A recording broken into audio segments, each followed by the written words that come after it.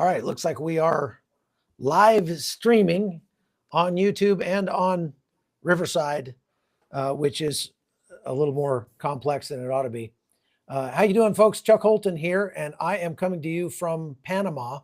I've got my friend Tim Miller on the show with us today, and chat disconnected.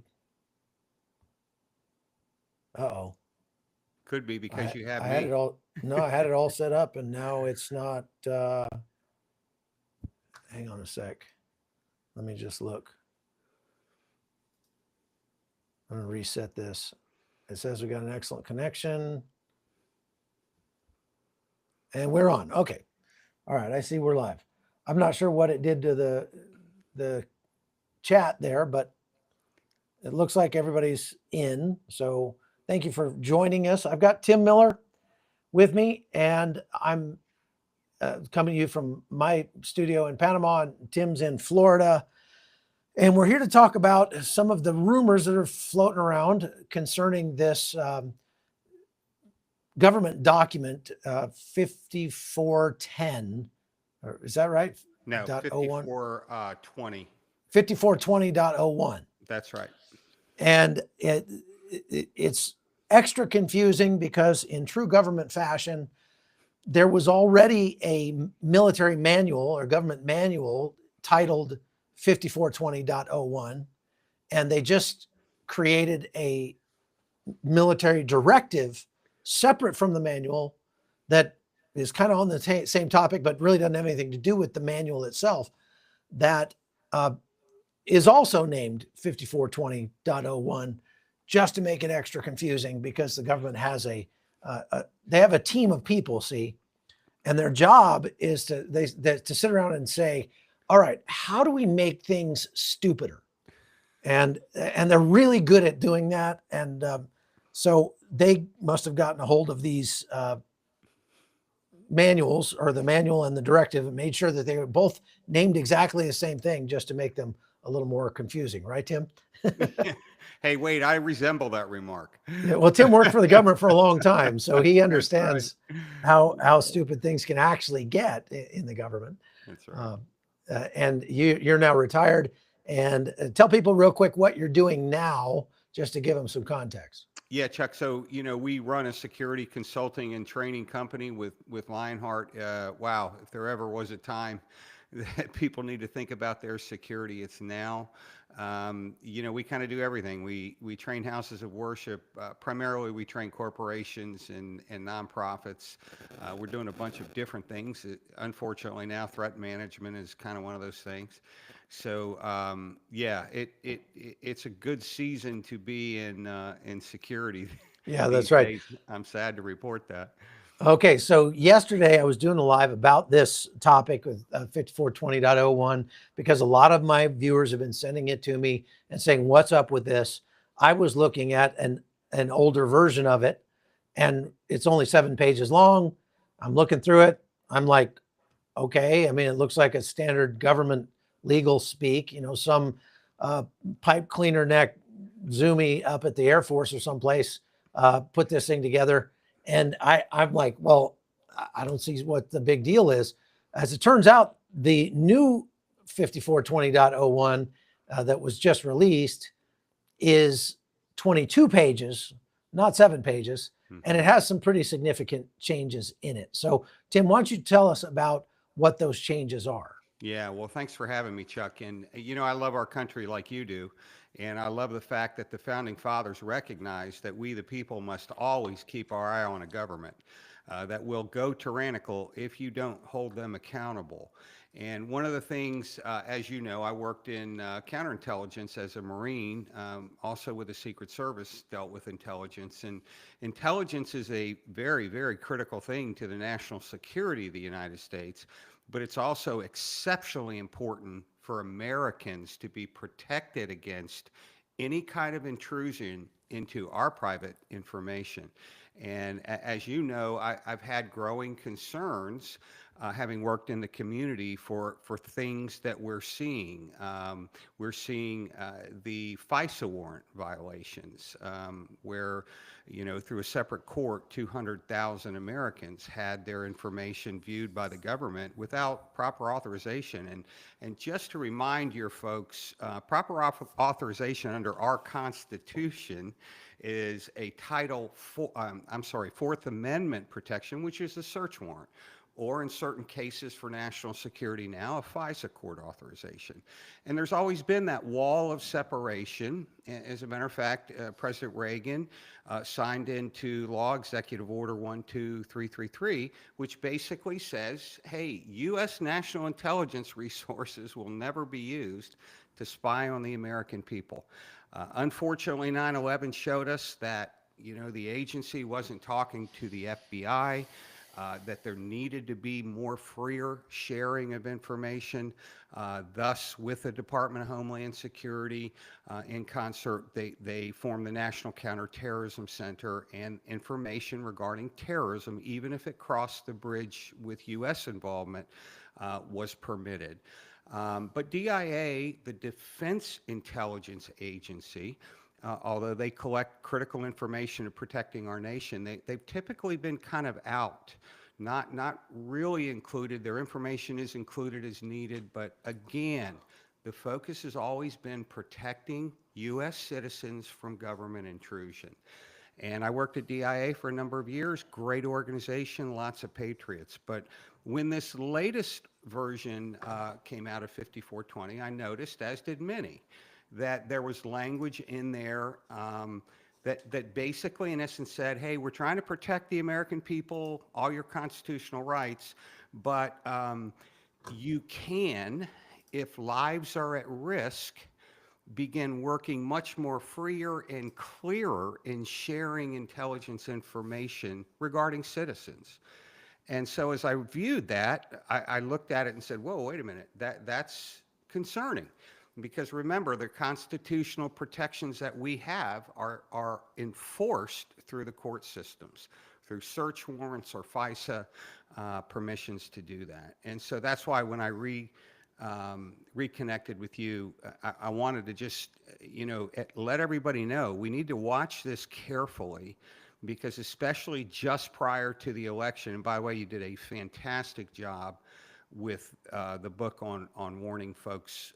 I think we're just in very, very dangerous times, and we need to be very aware when we start seeing subtle changes of, whoa, wait a minute, what do you mean DIA can share information with state, federal law enforcement about U.S. citizens? Talk to me about that. What's the bridge that you have to cross to make sure that we don't see what we saw with the FBI and the FISA warrant, that there are abuses with virtually no light of day to it? Yeah, I think that's the real problem, is that whatever the documents say, what it all comes down to is that somebody has to interpret those documents. Mm-hmm. And when you have people with political intent to go after their enemies, they can interpret those documents any way they see fit. So, for example, let's just go through some of these real quick. I've got some of these as screen grabs, so I think I can pull these up. Okay, so this is the website where you find these documents. Department of Defense, what is it? Senior Intelligence Oversight Official. And I put links to all this in the show notes here down below. So if we go over here, I'm trying to see if we can see all these, because tell you what, Tim, let me turn your camera off for just a second. Okay. So we can talk about these. Okay, so, all right, there we go. Now we can see a full screen. And down here at the bottom, you'll see this DOD 5240.01 directive, and then DOD manual 5240.01. And so this is, you got to make sure you're getting the right one. You go to the directive, and that's the one you want. Okay, now let's go to the next scene, which is there we go. This is subject levels of authority in the Directive 5240.01. And this is the new version. So it goes down to levels of authority, subject to paragraph 3.1. Defense intelligence components may provide personnel to assist a federal department or agency. Okay, so that's how it starts out. So what you're saying, Tim, is that this is a big change because defense intelligence components were not allowed in the past to assist a federal department or agency. And actually, if you go on in that same sentence, it says, or a state or local law enforcement agency as well. So I'm just going to highlight that when lives are in danger. So that you're saying that's what's different, right? That's what's changed. What's concerning is it says the Secretary of Defense may approve any type of requested permissible assistance. So it's not just UAVs. It's not, Chuck, you remember back in the day, there was JTF-6. It was a combined DOD federal law enforcement effort for counter narcotics, meaning all of the resources of the Department of Defense were open and available to JTF-6, but that was based on a clear understanding, both legally, and practically, as to what those assets would be used for, what kinds of information. It just wasn't willy-nilly, and it was also in concert with the Department of Justice, and in accordance with state and federal laws. So the concerning language here is, are you telling me the Defense Department now can share, and again, it says it can assist federal and local law enforcement agencies when necessary, to protect lives or prevent clandestine, foreign, or terrorist organizations. Let's pause here for a second. Just think about what's been labeled a terrorist organization over the last several years. Right. Yeah, this support can include sharing intelligence, specialized equipment, expert personnel under controlled circumstances, with strict limitations on intelligence collection on U.S. persons, unless legally required. So, how does this fit into this? Because when I was in college, I was flying helicopters for the National Guard. Yeah. And we were borrowing a CIA aircraft doing counter narcotic stuff in northern Wisconsin. And some of the people that were flying airplanes across from Canada were American citizens. And we were using CIA assets to track them down. How is that different, or how has it changed from what we were doing then to what we're doing now? Well, as we talked about a minute ago, the counter-narcotics mission was an approved all the way up mission where the United States military was actively engaged with U.S. law enforcement to collect on counter-narcotics operations only.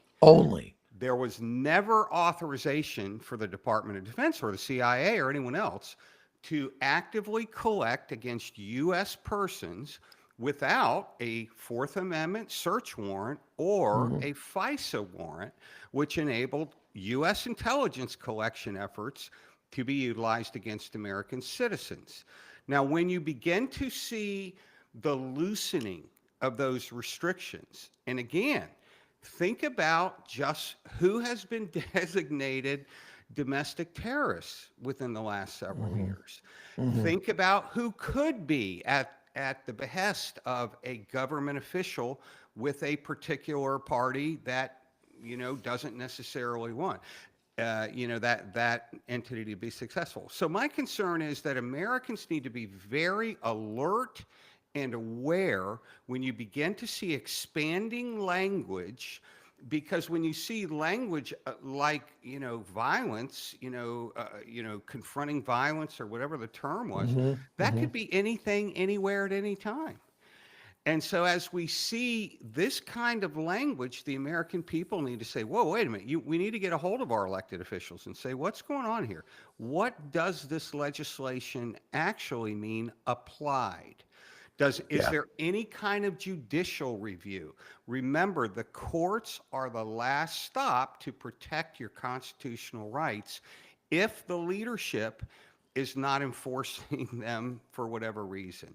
And that's why when I saw this, I wanted to make you aware that this is concerning to me. And I think Americans, especially in light of some of the other things you've been telling them in preparation for the election, and because, you know, you've heard this a million times too, the declaration of martial law does what? Suspends all your constitutional rights. Well, that's a big thing. Obviously, all your rights are gone. But if you have steps towards those rights being infringed upon, that's where we need to be wise. We need to be very alert and very involved with our elected officials. Okay, so here's two things that sort of gave me pause when I was looking at this. We'll go back to the document here so people can see it. Let's see here. I got to figure out how to do this.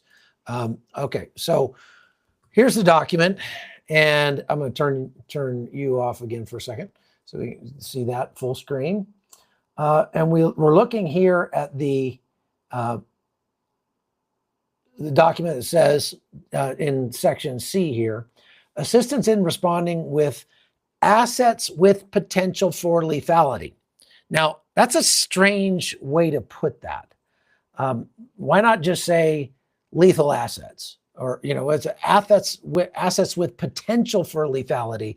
This is where I started to think about drones, because I was like, what could be an asset that isn't always lethal, that has a potential for lethality, but isn't always that? And I remember going down to the southern border and watching the Border Patrol flying drones, and we're talking about not Reaper drones, but the non-lethal ones over the southern border. And they didn't need any special authority or anything to do that, because they are, these drones don't have a potential for lethality. They can't carry a weapon, but they only had like 2 of them. And if they needed more, the US military has a lot of Reaper drones that can carry lethal weapons. It can carry JDAMs or Hellfire missiles or something like that. And they could take those missiles off of the drones and then use them in a observation only capacity. And so that seems to be something that would fit with this assets with potential for lethality. So what do you think of that? No, I think that's a good analysis. And I think that it's important we remember the U.S. military has been effectively for, you know, really the last 20 years fighting insurgency, which largely is connected to intelligence collection. So there are a lot of resources, some we can talk about, some we can't talk about, that DOD could bring to the table. Certainly drone technology is critical, but there are other technologies, aircraft technology, obviously. You talked about, you know, in the counter-narcotics fight, the helicopter programs and the assistance there. One of the concerning things, though, we have with our current state, Chuck, is we have a number of very dangerous people that are crossing or have crossed into the U.S. And so when you begin to think of, you know, what's behind the effort, and that's what we don't know. DOD and all government agencies are very good at not writing what makes it clear, but writing things like, you know, instruments that are potentially lethal. Well, that could be a lot of different things. Yes. And again, my purpose is not to, you know, go crazy. It's just to say to the American people, if we don't guard our liberties and our, you know, constitutional rights in this era, I think, you know, we're at risk of losing them. And that's why, you know, we raise the alarm. Yeah, makes sense. Now, let me ask you about this last kind of thing I had marked here, and see what you think about that. Let me go back down to that one. Okay, so this says here,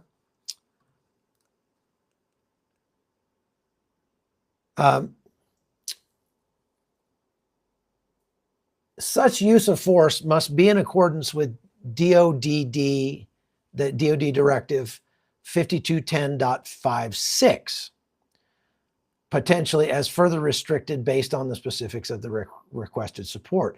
Then it goes on to say provision or use of DOD unmanned systems in the United States, basically saying they can be used. And so that's what made me go back to that assets with potential for lethality and think about DOD unmanned systems, Department of Defense drones that could potentially be used for observation or whatever.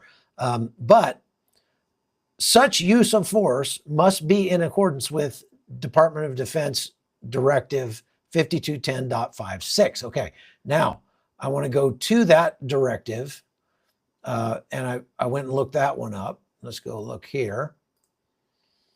Okay, and let me go find it. Okay, now you can see here, DOD Directive 5210.56 is on the arming and use of force. Under this Office of the Secretary of Defense for Intelligence and Security, and here's the thing that yesterday I was kind of like, well, all this other stuff that they've changed, if it's subjected to 5210.56, then it doesn't seem to have actually changed very much, because this document has not been changed since 2020. And this goes down, I'm going to go down here to Section 3, authorization and qualifications training and the use of force in the performance of official duties. So if we go down to Section E, deadly force, it says deadly force is justified only when there's a reasonable belief that the subject of such force poses an imminent threat of death or serious bodily harm to a person or under the circumstances described. DOD, this is the part that I was kind of like surprised by. B here, DOD recognizes and respects the paramount value of all human life. That's kind of nice to see, actually, in a DOD directive. Then it says an oral warning must be given where the situation permits.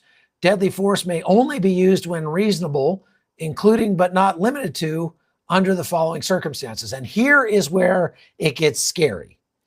It gets scary because what this tells me, what I'm about to show you here, is that the Department of Defense has actually had the ability to use lethal force against you for a long time, going back much further than this new version of the directive that came out in 2024. This one is from 2020, the last time it was updated. And it goes down here. Basically, the DOD can use deadly force on U.S. citizens in the performance of an arrest or apprehension or to prevent escape. Authorized DOD personnel may use deadly force to arrest, apprehend, or prevent the unlawful escape of a fleeing subject. And then it goes on to give a few caveats to that. If they pose an actual imminent threat of death or blah, blah, blah, whatever. But that's been around for a long time. So am I wrong in saying that it looks like the government has had some sort of justification, or if they wanted to use it, to use deadly force for a lot longer than this new document that we're seeing now? Yeah, that's correct, Chuck. But remember that that's the military. The military is strictly prohibited from using force against American citizens under posse comitatus. They cannot cross the bridge. All those things you just laid out, I'm a federal use of force instructor. Those are federal guidelines as well. You know, you can the overarching case for any law enforcement officer using force in the U.S. is Graham versus Connor. It's a Supreme Court case, which basically says what that document does. Must be reasonable, must be objectively reasonable. You must have facts to support it, all those things. The point to that document is use of force. the point to 5220 is collecting information against Oh, I Americans. see. Okay, okay, okay. It, So there's the differences. That's what's changed. that's what's changed and changing. And again, Mhm. you know, it should horrify Americans. And I'm not saying this is happening. I'm saying that you and I are exercising our First Amendment rights to Mhm. have a conversation about it. But if the national intelligence community is now actively, without court oversight, spying on Americans. Oh, by the way, that's not conspiracy theory, because that's exactly what happened with the FBI FISA Yeah. infringements to however many 100,000 Americans. Those are the warning signs that we should look for, because all of that activity, just like you just read within DOD, those are definitely arrest, you know, use of force, but that's not against Americans. DOD should never be using force against Americans as long as posse comitatus is still law, and it is. And who should be? Federal agents, state and local law enforcement. Why? Because there's a structure in place that if they go off the reservation, there are both criminal and civil lawsuit provisions, Bivens, and other statutes under 1982 USC where you can sue, hold these folks accountable. My concern is when troops roll out, who are they rolling out against?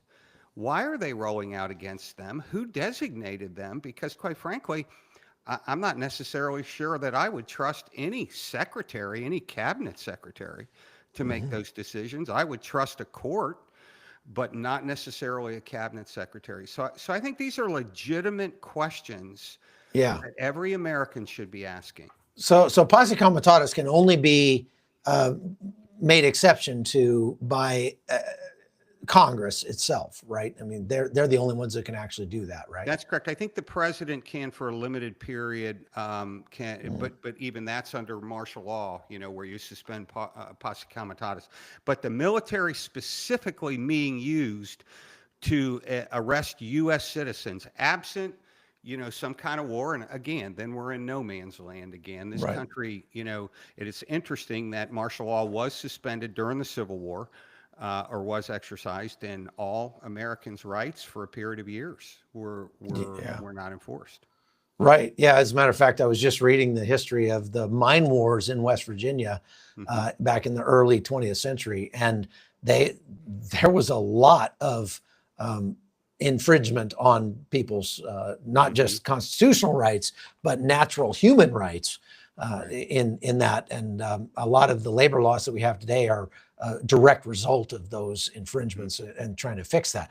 Now, somebody's asking here in the chat, how does it work between the states and the federal? So if the federal government, they cannot impose this kind of collection on the states. It has to be, look, from what I could tell reading that document, it has to be asked for by local or state law enforcement and then can be granted by the DOD. Or am I wrong on that? Yeah, I think the language is confusing, to be honest. I mean, I think certainly from the language written in this directive, it's DOD's authorized, when approved by the Secretary of Defense, to share information. The challenge always is, if that's national intelligence information, then you're crossing the bridge again, which is why the National Counterterrorism Center was set up, you know, so that, you know, the CIA and the FBI could share information.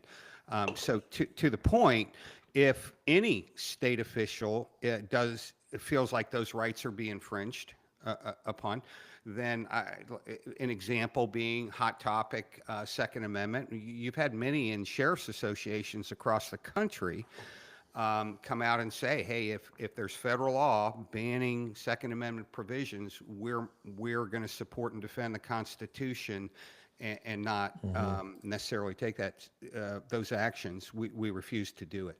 Now, in this case, again, you know, the question, and this is just for conversation, but what if that particular group deemed domestic violent extremist group?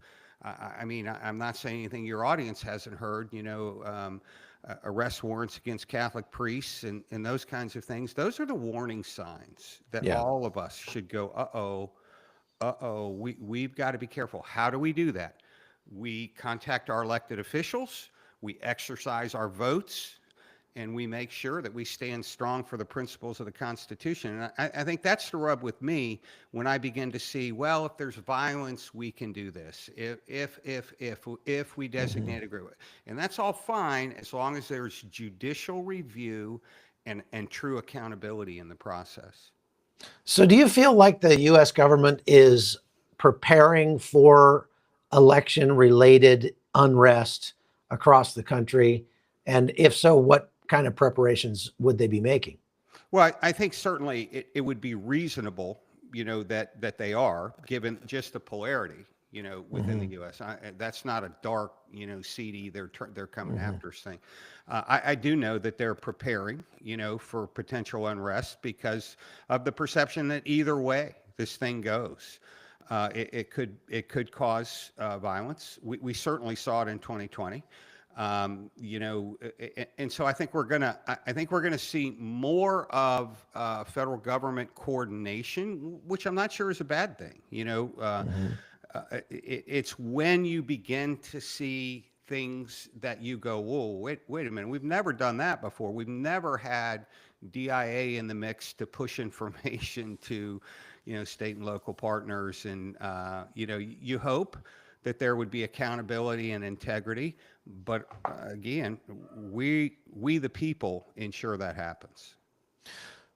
So, I mean, there are a lot of threats out there facing our country and in our country. A lot of the danger that we face is already inside the gates. We've imported, tens of millions of illegal aliens that we don't have any idea who they are, what their intentions are. Most of them are economic migrants just looking for more money. But within those groups, there are certainly people who have ill intent against America. So we want our intelligence agencies and we want our law enforcement agencies and even our military to have the capability to protect America. And when so much of our threat is actually inside the country now, are we working against ourselves with the posse comitatus? Or, how do we want to think about that in terms of giving them the ability to do what they need to do without stepping on toes? Yeah, I think there's a principle at play here, and you never, ever sacrifice freedom for security. Amen. You always make sure that you protect your freedom at any cost. Now, that you are 1,000% right. We work some of those issues. We have let people into this country that are bad people. And I think we all feel, man, bad things are coming. And we're already seeing it in the crime that's occurring, not just in major cities. If you notice now, it's coming out to the suburbs. All the things that they said wouldn't happen are happening. And unfortunately, this administration doesn't have any answers for it. We're still in the defund the police mode. We're still, in the, hey, can't we just provide everything for everybody? And unfortunately, there's not an unlimited pool of money in the U.S. And so I think to your point, Chuck, every American has to own their security these days. And you've been, shouting that from the rooftop, and I join you. It is time for every American to be prepared. I think your book was really well-timed, well-written. But here's the reality. As we see these groups, which we're seeing with the Venezuelan gangs, they're not just satisfied to be here and victimize Americans. They're already beginning to organize in cities like Chicago and across the country. And they're taking over and kicking out U.S. gangs. And so as you think of it, and that's not, that's not paranoia, that's the fact. That's what's happening, right? I mean, I like, recently one of the political candidates said, well, how many apartment complexes taken over is too many? And I mean, I can't believe we're having this conversation. Right. And I feel my heart breaks for those people in those apartment complexes. Do you think they'd choose to be there if they had the resources to get out of there? But that's where we are, and that's where, You know, it dumbfounds me how many people don't exercise their constitutional, abilities to go vote, to go to school board meetings, to stand tall, to contact their representatives. We have an amazing system, Chuck, and you and I have been in places where they would beg to have the system that we have. And so to your point, I think things are going to get much more difficult in the days ahead. And, I pray everybody listening doesn't act out of fear or paranoia, but just says, hey, I'm going to be that family on the street that's prepared. I train people all over the country, and I stole your line. Everywhere that you go should be safer because you're there. And I believe that. Yeah, it's a terrible paradox that we're in here because I think everybody kind of feels it that they don't trust the government, and the law enforcement are agents of the government, probably the most visible agents of the government in our everyday lives. And so there's increasing distrust for law enforcement. At the same time, we need them. We certainly, you were a cop for what, 16 years? We desperately need law and order. And here's what I found. I just came back from a quick trip to Haiti, as you know, and that's a place where there isn't any law enforcement to speak of in most of the country. And so people must take it on themselves. And when people have to take their protection on themselves, things get very, let's just say that individual freedoms go right out the window. These gangs, more than 200 of them who have taken over Haiti, are not elected, but they are acting as judge, jury, and executioner in many cases for everything in their areas that they control. That's obviously not a future that we want. We want a strong legal system. We want a strong police force that shows up when you call them and that can actually be facilitated to enforce the law. And that's one of the things that is just so sad to see today in so many bastions of left-wing lunacy across the country, that the police cannot enforce the law because they will get thrown under the bus by their own leadership. And I don't know how anybody in Seattle or Portland or San Francisco or many other cities across the country could even bring themselves to have that job. I've watched those guys getting assaulted on a regular basis by protesters, Antifa, Black Lives Matter, those kind of people. And there's very little that they can actually do about it. They usually just put their motorcycle in gear and drive away instead of confronting that stuff. And in that case, lawlessness wins. And the end result of that kind of lawlessness is that good people start to say, well, I guess I have to take matters into my own hands. And that's when things get truly deadly. We don't want to get to that point. So where's the off-ramp here? How do Americans think about this in terms of supporting local law enforcement, but yet keeping a wary eye on their government? Yeah, that's really a great question, Chuck, because I think we all struggle with that. We all want to trust our government. We all want to say, well, they're elected by us and we're the people. But remember that their primary job is to protect our lives, our privacy, and our way of life. And at the end of the day, when any of those become infringed upon, it's time for Americans to say, we need a change. One of the things I would encourage every one of your viewers, and I do this everywhere. By the way, I was in San Francisco last week. Like you said, it's unbelievable. Watching that beautiful city. Just if anyone listening has any question as to where the left and the ideology will take you, just pull up the YouTube and see what's going on. Businesses closed.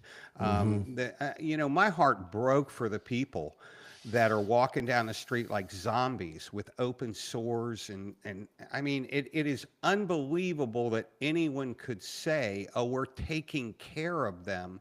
No, you're actually killing them through your policies. And that's sad. But I really do believe, Chuck, to your point, the off-ramp is when Americans stand up and say, enough already. We're not doing this. We've had a season in American history where speaking up gets you canceled, mocked, fired, all that kind of stuff. Well, fortunately, we're starting to see people go, no, I'm not doing that anymore. If we believe in righteousness and truth, we stand for righteousness and truth. We go to those school board meetings and say, you will not put these policies on our children. We get in the game. And that's the problem. You know, some would say that complacency can cause death, you know, because you're so complacent that evil rides right on in and it takes over. And I fear that that's kind of where we've been.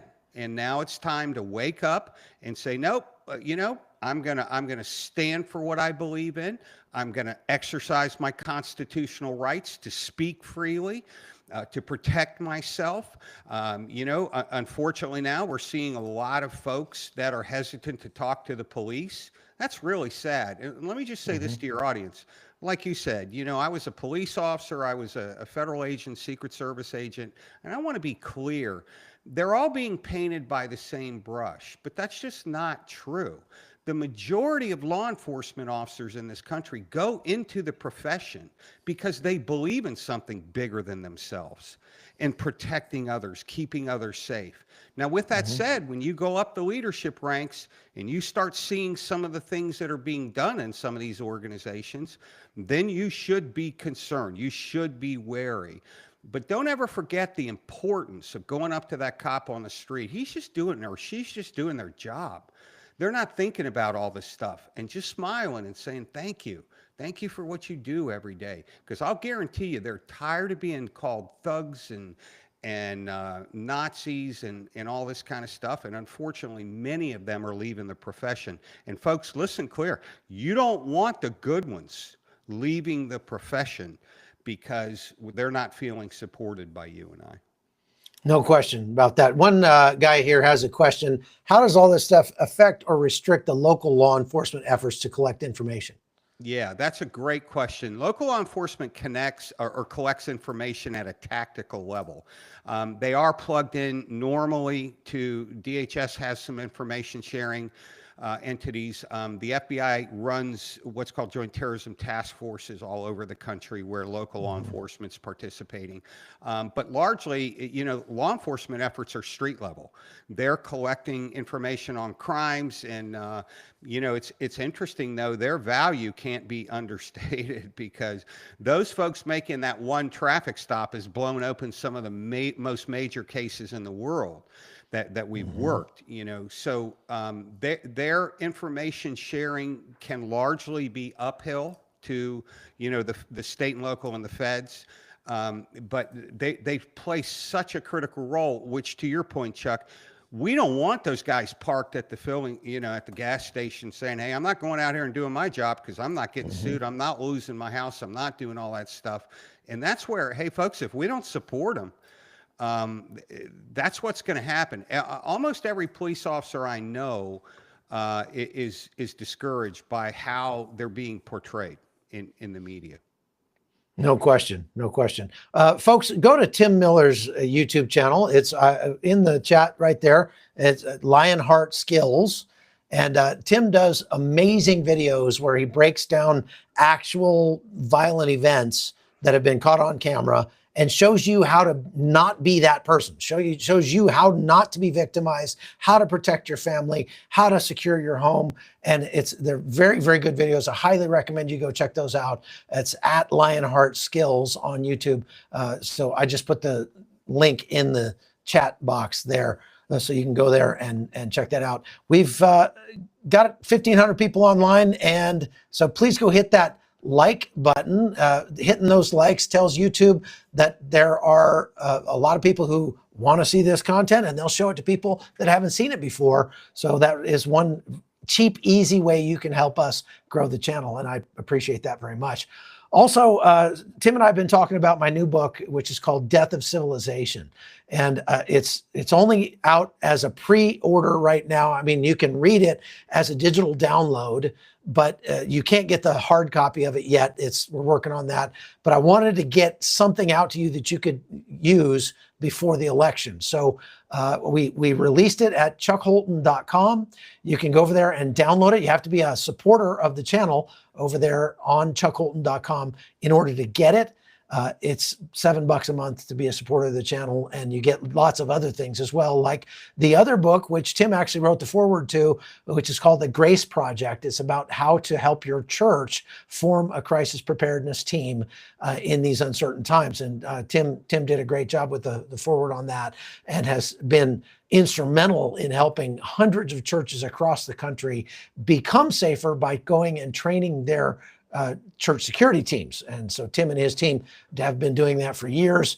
They do a fantastic job. If your church needs help training your security team, get a hold of Tim at Lionart Skills, and they can set something up for you that would help you make your church and your community a whole lot safer. So highly recommend you do that. Thank you very much for watching. Now, Tim, let's talk about my book here and the sort of gist of the book, which is our country has become so divided and so isolated that even though we are on tons of social media, we are much less social than we used to be, because we don't actually deal with people face to face. And so because of that, we don't know our neighbors. We don't know anybody in our neighborhood. And that makes us at much greater risk than we used to be. And so kind of the point of the book is that we should immediately set about the process of mapping out our neighborhoods in a way that we can engage with the people around us, engage with our neighbors, get to know them, help them, and they can help us figure out who in your neighborhood is a threat and who is an asset if unrest comes your way. I thought about this a lot as I was in Savannah, Georgia, at my son's house just the other day, because they recently had an issue in their suburban neighborhood outside Savannah, near Tybee Island, where there's just a party that happens every year. It's called Orange Crush, where tens of thousands of people come to the beach at Tybee Island and just they come to party and have a good time.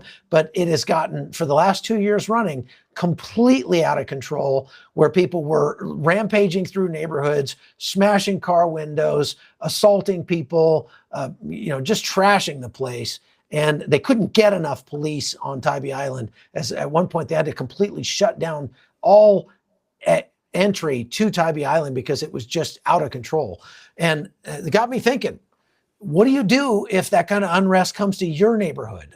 So what are some of the things that you have helped me with? I wanted to talk specifically about when we were at my place for that training, and we were talking with some of the other people that were there for the training. The one guy that was lived in Miami, who had his house burglarized a couple of times, and you helped him set up a whole system in his house to make it much harder to get into. Now, talk a little bit about what your advice is for people about making their house safer. Yeah, Chuck, I tell you, you crushed it with the book, because the real issue is preparedness. And, most people don't want to think about stuff like that. We never have had to think about it, but you do now. And to your point, organizing a neighborhood is essential with all that's going on now. Knowing your neighbors, knowing if they're willing to come and be a part of an effort to protect yourself. And I'm not just talking about violence. I'm talking about how do you pool resources if the store shelves go empty. I'm talking about what if infrastructure is attacked, you don't have any power. How do you work together as a group, collectively, because we know we're stronger together. And to your point, for every home, you have to treat your home like a castle now. And it starts with situational awareness. Like when we were at your place, you have outstanding video coverage. You can see a long way away. Remember, the most important thing that you need in a crisis situation, whether it's a group of 100 or 2 or 3, trying to come in, is awareness. You need the awareness so that you have time. When you get time, you can begin to put all your plans in place. And so every home, I challenge every homeowner, especially now, you know your home better than anybody. Walk around it and say, how would I break into it? How would I get, into those? Are those windows glass? Is there something we can do to reinforce it with treatment? Or, then you look at the doors. Remember, the doors are the primary entry point for home invasions. Typically, it's the front or the back door. And so things like making sure that your doors are solid, doors. They're not just easily kicked, in, and the frames are solid. The bolts, for your doors, those are reinforced. And I have many people say, well, none of that's cheap. No, it's not cheap, but it's absolutely a requirement for the days we're going ahead, or we're facing ahead. The other thing is you need to have a home defense plan. I always recommend, if you have cameras externally, you have lights that can light up, motion lights, but then you also have a clear plan. What are you going to do with your family if you hear that crash in the middle of the night? What do the laws in your state say? If you're, a person that wants to use a tool to protect yourself, you better make sure you're trained with that you truly understand both what the law says you can do, and then what are you capable of doing. But remember this too, because of the increased awareness, a number of these events, these home invasions, have been thwarted by neighbors seeing things and notifying police and responding in some cases themselves. So to your point, Chuck, it's time for us to come together as Americans, that we don't view just our home as the issue, we view our community as the issue, and then we train appropriately.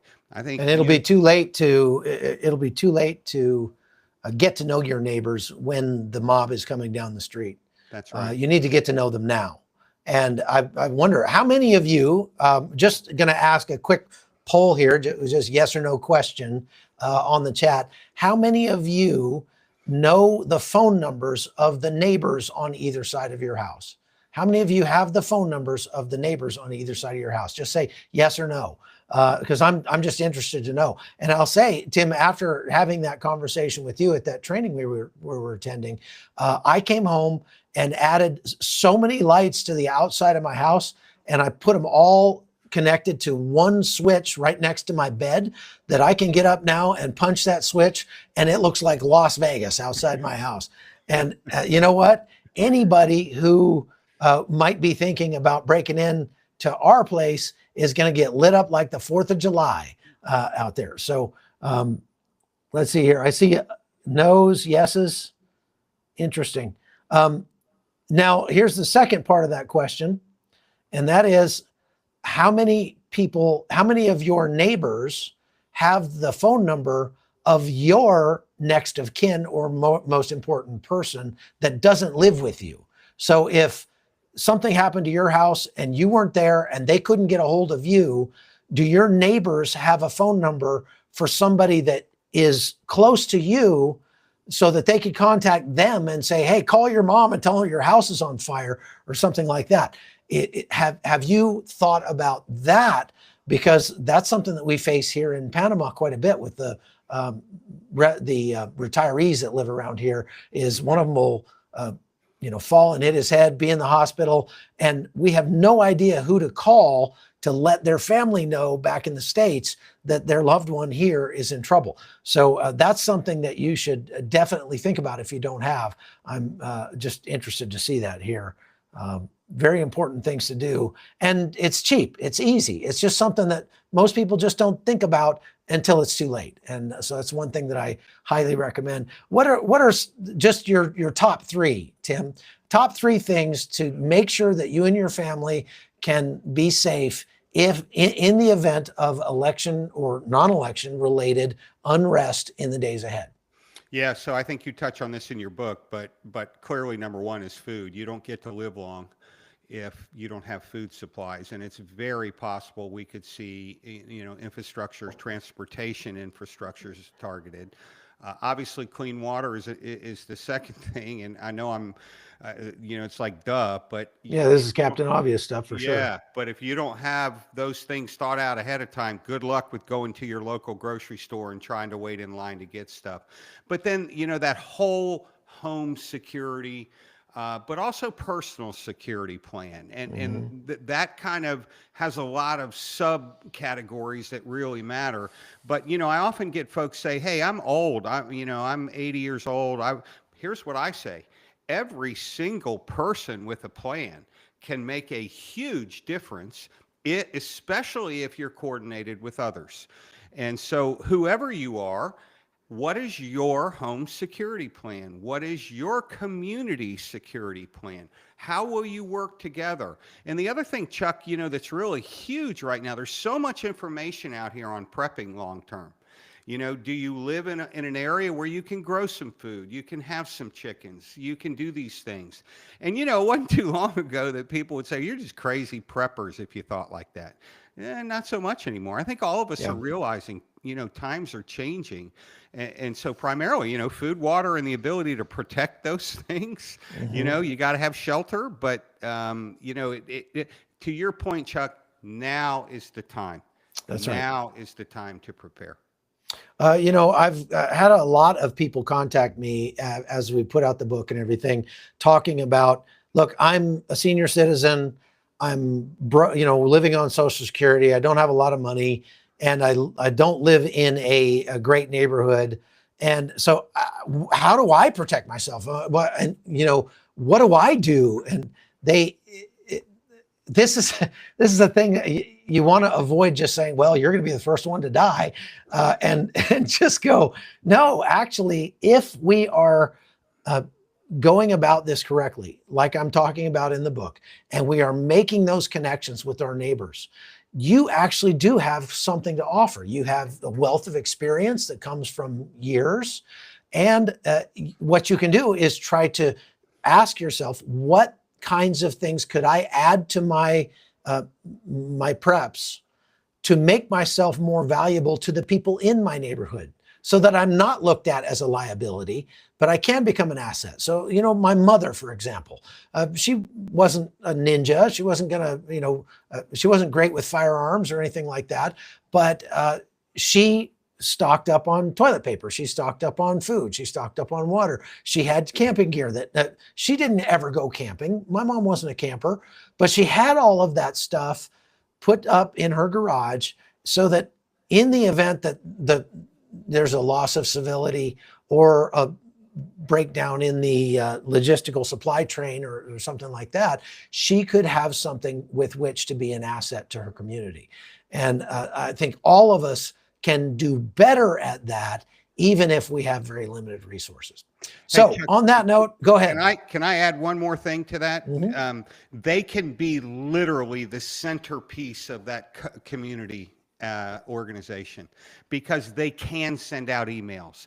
They Mhm. can reach out and call people. I've seen amazing older people begin to pull people together. And that, of all the things, may be the most important thing. Hey, we're Mhm. doing we're going to meet at such and such's house. And the point is, get engaged, get involved, because those folks, to your point, if they're engaged, they can really pull, because Right. everybody else may be busy, maybe, all Mhm. those other things. But Mhm. yet you've got these committed folks with wisdom and experience, and they're just, hey, let's get together and talk about this. Let's And they're walk this. retired. So, I mean, they can offer their time where, like you say, most people are busy working and whatever. That's right. One last quick question. Can police legally lie to people they are questioning? That's from They, Dale they, Hutchins. they absolutely can, Dale, and they do.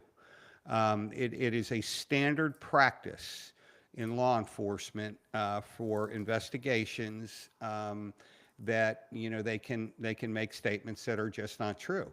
Interesting. Now, normally it is done for the process of making someone believe, maybe they know more than they do, Hmm. or but it not only is it not forbidden, it is a normal thing. Now, if you're talking about a traffic stop, that's not the practice. And if they're lying to you, say, hey, I got you 95 and 55, and they're lying, that's a problem. But in the course of investigations, law enforcement can lie, and actively do, which can cause you to say, well, man, I got to be really careful what I say to them, which is Hmm. true. You do. Okay, well, thank you for answering that. Folks, I really appreciate you being on with us. And Tim, I appreciate you coming and setting the record straight on these rumors that are floating around. It turns out we do have to be quite concerned about some of the directions that our government is going. And so we need to maybe get in touch with our Congress critters about that as well. And so we'll have you back on. Folks, make sure you go and follow Tim over at Lionart Skills here on YouTube. And he's got some great videos going up. And if they want to, Tim, you need to get a book out. You've got. I'm working on you it. You got so much. You write one a week. I just want to be like you and write one. Well, anyway, thank you again for coming on with us. God bless you. And folks, we will see you again shortly. So stay tuned. All right, take care.